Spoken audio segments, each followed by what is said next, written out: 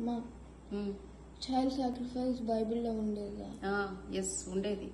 అయితే అది ఇస్రాయేల్ నుండి వచ్చింది కాదు. ఇస్రాయేలీలు కనాను దేశానికి రావడానికంటే ముందు అక్కడ 7 జాతుల వారు నివసించేవారు. వారు మొలకు, బయలు వంటి అన్య దేవతలను పూజించేవారు. ఈ మొలకు దేవతకు చంటి బిడ్డలను బలిగా సమర్పించేవారు.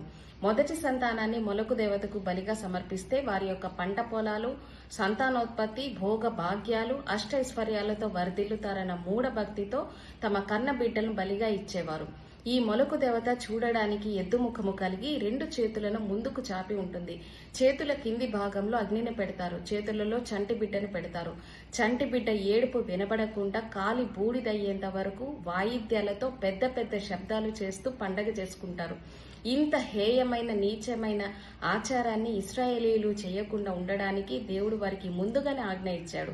అయినప్పటికీ ఇశ్రాయేలీలో కొంతమంది మనష్షే వంటి రాజులు తమ సొంత బిడ్డలను బలికి సమర్పించారు. ఇశ్రాయేలీలు బబులోను దేశానికి వెళ్లేంత వరకు కూడా ఇది కొనసాగింది. ఆ తర్వాత ఆగిపోయింది. మొలకు దేవత కన్న బిడ్డలను బలిగా కోరుకుంటే మరి మన దేవుడు తన సొంత కుమారుణ్ణి మన కొరకుగా బలిగా సమర్పించారు.